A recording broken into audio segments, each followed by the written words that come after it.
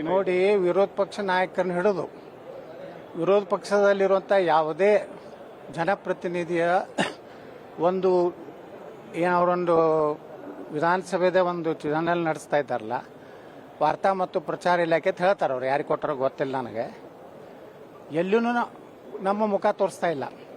ಕೇವಲ ಸ್ಪೀಕರ್ ಬಿಟ್ಟರೆ ಇಡೀ ಸದನ ಯಾವುದಾದ್ರೂ ಮಂತ್ರಿಗಳು ಕೆಲಸಕ್ಕೆ ಬಾರದಂಥ ವಿಷಯಗಳಲ್ಲಿಯೂ ಸಹಿತ ಪ್ರಿಯಾಂಕಾ ಖರ್ಗೆ ಹಸ್ತಕ್ಷೇಪ ಮಾಡ್ತಾರೆ. ಅವ್ರದ್ದು ತೋರಿಸ್ತಾರೆ, ಪ್ರಿಯಾಂಕಾ ಖರ್ಗೆ ತೋರಿಸ್ತಾರೆ, ಎಚ್ ಕೆ ಪಾಟೀಲ್ ತೋರಿಸ್ತಾರೆ, ಸಿದ್ದರಾಮಯ್ಯ ಅವ್ರದಂತರೂ ಬೆಳತನ ತೋರಿಸ್ತಾರೆ. ಆದ್ರೆ ನಮ್ದು ಯಾವುದೂ ತೋರಿಸಲಾಗ್ಯಾರ. ಅದಕ್ಕೆ ಪ್ರತಿಭಟನೆ ಮಾಡಿದ್ವಿ. ಈಗ ಅದನ್ನು ಸ್ಪೀಕರ್ ಹೇಳ್ಯಾರ, ಅದನ್ನು ಸರಿ ಮಾಡ್ತೀನಿ. ಪ್ರಜಾತಂತ್ರದಲ್ಲಿ ಈ ರೀತಿ ಒಬ್ಬ ಸ್ಪೀಕರ್ ಆಗಿ ಒಂದು ಪಕ್ಷದ ಒಬ್ಬ ಕಾರ್ಯಕರ್ತನಂತೆ ವರ್ತನೆ ಮಾಡಬಾರ್ದು ಅಂತ ನಾವು ಇವತ್ತು ಪ್ರತಿಭಟನೆ ಮಾಡಿದ್ವಿ. ಯಾರು ಕಾಂಗ್ರೆಸ್ ಕಾರ್ಯಕರ್ತನಿಗೆ ಅಲ್ಲಿ ಅದು ಗುರುತಿಲ್ಲ, ಅದು ಅರವಿಂದ್ ಬೆಲ್ಲದ ಗುರುತು ನನಗೆ ಮಾಹಿತಿ ಇಲ್ಲ, ಯಾರಿಗೆ ಕೊಟ್ಟಾರೋ ಗೊತ್ತಿಲ್ಲ. ಆದ್ರೆ ಸ್ಪೀಕರಿನ ಹೇಳಿದ್ರು, ನಾವು ವಾರ್ತಾ ಮತ್ತು ಪ್ರಚಾರ ಇಲಾಖೆಯಿಂದಲೇ ಮಾಡ್ಲಕತ್ತೇವೆ. ಅದ್ರ ಮಾಹಿತಿ ನನಗಿಲ್ಲ. ಆಮೇಲೆ ಪ್ರಮುಖವಾಗಿ ಇಲ್ಲಿ ಶಾಸಕರಿಗೆ ಒಂದು ರೆಸ್ಟ್ ಮಾಡೋದಕ್ಕೆ ರಿಕ್ಲೈನರ್ ಚೇರ್ಗಳೆಲ್ಲ ಹಾಕಿದ್ದಾರೆ, ಲಕ್ಷ ಖರ್ಚು ಮಾಡಿ ಪರ್ ಡೇಗೆ 10,000 ರೂಪಾಯಿ ಅಂತೆ. ಈ ರೀತಿ ಒಂದೆಲ್ಲ ಅವಕಾಶ ಇದೆಯಾ? ಒಂದು ನಿಮ್ಗೆ ಅವಶ್ಯಕತೆ ಇದೆಯಾ ಸರ್? ನಾವೇನು ಡಿಮಾಂಡ್ ಮಾಡಿಲ್ಲ, ನಮಗೇನು ಇಂಥ ಕುರ್ಚಿ ಬೇಕಂತ ಹೇಳಿಲ್ಲ. ಆದರೂ ಶಾಸಕರು, ವಯಸ್ಸಾದ ಶಾಸಕರ ಬಗ್ಗೆ ಏನೋ ಸ್ಪೀಕರ್ ಏನೋ ನಿರ್ಣಯ ತಗೊಂಡೇನಂತ ಹೇಳ್ತಾ ಇದ್ದಾರೆ. ಆದ್ರೆ ನಾವೇನು ಆ ಕುರ್ಚಿ ಮ್ಯಾಗ ಏನು ಕೊಂಡಿರೋದಿಲ್ಲ, ನಾವು ಸಾದಾ ಕುರ್ಚಿ ಮ್ಯಾಗ ಕೊಂಡಿರ್ತೀವಿ. ಸರ್, ಆಮೇಲೆ ಈಗ ಶಾಸಕರ ಸಂಬಳ ಹೆಚ್ಚಳ ಆಗಬೇಕು ಅನ್ನೋ ಒಂದು ಡಿಮ್ಯಾಂಡ್ ಕೂಡ ಇದೆ. ಇನ್ನ ಸದನದ ಮುಂದೆ ಬಂದಿಲ್ಲ, ಅದು ಬಂದ ಮೇಲೆ ಅದ್ರ ಬಗ್ಗೆ ಚರ್ಚೆ ಮಾಡ್ತೀವಿ. ಅಗತ್ಯ ಇದೆಯಾ ಸರ್? ಶಾಸಕರಿಗೆ ಖರ್ಚು ವೆಚ್ಚಗಳು ಜಾಸ್ತಿ ಇದೆಯಾ? ನೋಡಿ, ನಮಗೇನು ಅಗತ್ಯ ಇಲ್ಲ. ನಾನು ವೈಯಕ್ತಿಕವಾಗಿ ಉಳ್ಕಿದವ್ರೆ ಶಾಸಕರು ಏನೇನು ಅಗತ್ಯ ಐತೆ ನನಗೆ ಗೊತ್ತಿಲ್ಲ. ಸರ್, ಪ್ರಮುಖವಾಗಿ ಸದನದಲ್ಲಿ ನಿಮ್ಮ ಒಗ್ಗಟ್ಟಿನ ಹೋರಾಟ ನಡೆಯುತ್ತೆ ಸರ್? ಯಾಕಂದ್ರೆ ಜ್ವಲಂತ ಸಮಸ್ಯೆಗಳಿದಾವೆ. ನೋಡ್ಲಕತ್ತಿರಲ್ಲ, ಇವತ್ತೇನಾರೆ ನಮ್ಮಲ್ಲಿ ಏನು ಭಿನ್ನಮತ ಬಂದದ, ಗಟ್ಟಿಯಾಗಿ ನಾವು ವಿರೋಧ ಪಕ್ಷದ ನಾಯಕರ ಜೊತೆಗೆ ನಿಂತು ಇವತ್ತು ಮಾತಾಡಕತ್ತೀವಿ.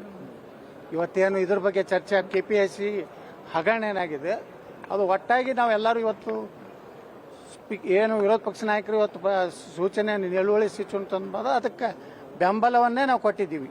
ನಮ್ಮಲ್ಲಿ ಜನಪರವಾದಂಥ ವಿಚಾರದಲ್ಲಿ ಯಾವುದೇ ರೀತಿಯ ಭಿನ್ನಮತ ಇಲ್ಲ.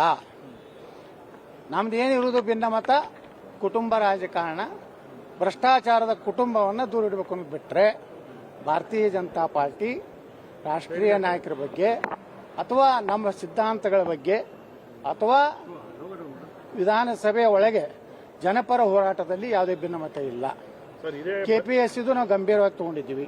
ಲಕ್ಷಾಂತರ ಯುವಕರು ಪರೀಕ್ಷೆಯಲ್ಲಿ ಬರೆದು ಇವರು ಆ KPSCಯಲ್ಲಿರುವಂಥ ಅಧಿಕಾರಿ ಮತ್ತು ಅಲ್ಲಿರುವಂಥ ಏನು KPSC ಮೆಂಬರ್ಸ್ ಅದಾರೆ, ಚೇರ್ಮನ್ ಇದ್ದಾರೆ, ಕರ್ನಾಟಕದಲ್ಲಿ 3 ಕೋಟಿ ಜನ, 18 ಮಂದಿ KPSC ಮೆಂಬರ್ ಇದ್ದಾರೆ. ಉತ್ತರ ಪ್ರದೇಶದಲ್ಲಿ 25 ಕೋಟಿ ಜನ, 6 ಮಂದಿ ಅಲ್ಲಿ UPSC ಅದಾರೆ. ಅಂದರೆ ಇಟ್ಟು 18 ಮಂದಿ ಏನು ಕತ್ತಿ ಕಾಯ್ಲಾಕತ್ತಾರ. ಕನ್ನಡ ಬರಲಿಲ್ಲ ಅಂದ್ರೆ ಕನ್ನಡನೇ ಕೊಲೆ ಮಾಡ್ಲಕತ್ತಾರ. ಕನ್ನಡ ಟ್ರಾನ್ಸ್ಲೇಷನ್ ಮಾಡೋದಿಲ್ಲ, ಇಂಗ್ಲೀಷ್ ಗೂಗಲ್ಗೆ ಹೋಗಿ ಟ್ರಾನ್ಸ್ಲೇಷನ್. ಇವನು ಮಾನ ಮರ್ಯಾದೆ ಐತ್ರೆ, ಕನ್ನಡ ಎಲ್ಲಿ ಟ್ರಾನ್ಸ್ಲೇಷನ್ ಮಾಡಬೇಕು? ನಮ್ಮಲ್ಲೇ ಕನ್ನಡ ಚಲೋ ಒಳ್ಳೆ ಅಧಿಕಾರಿಗಳದಾರ. ಏನೋ ಯಾವುದೋ IAS ಅದವ್ರಿಗೆ ನಮ್ದು ರಾಜ್ಯದವ್ರು ಇರೋದಿಲ್ಲ ಬೇರೆ.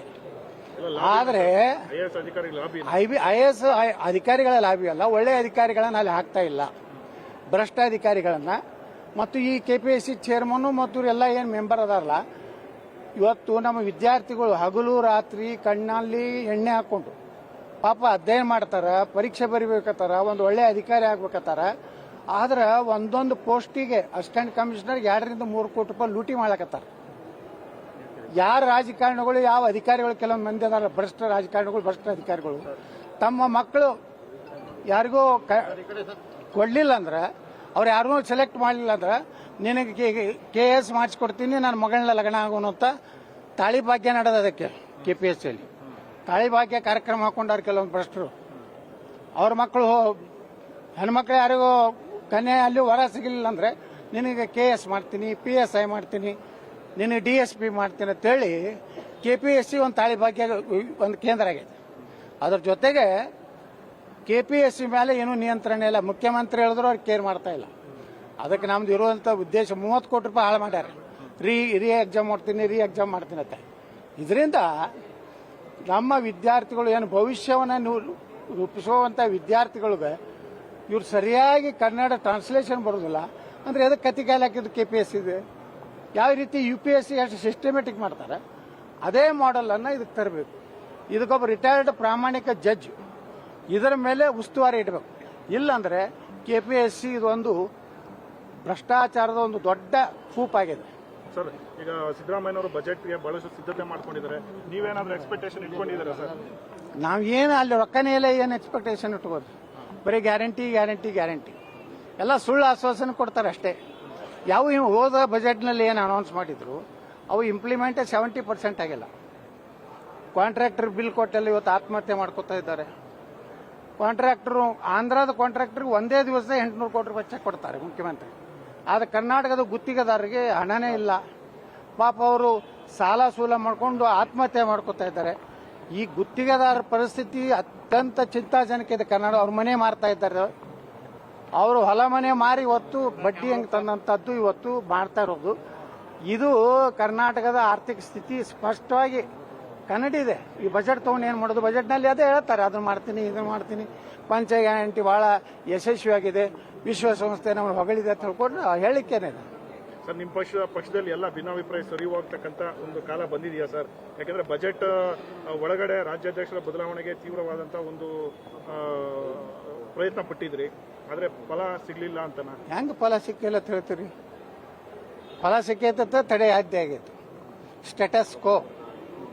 ಇಲ್ಲಾಂದ್ರೆ ಇಟ್ಟೊತ್ತಿಗೆ ಘೋಷಣೆ ಮಾಡಿ ಕೂಗು ಹೊಡಿತಿದ್ರು. ಕೂಗು ಹೊಡೆಯುವಂತ ಪರಿಸ್ಥಿತಿ ಇಲ್ಲ. ನೀವೇನು ಮಾಧ್ಯಮದವ್ರು ಗಾಬರಿಯಾಗಿ ನಮ್ಮ ವಿಜಯೇಂದ್ರ ಆಗದೇ ಇದ್ದರೆ ನಮ್ಮ ಪರಿಸ್ಥಿತಿ ಅನ್ನೋದು ನೀವು ಭಯ ಪಡಬೇಡ್ರಿ.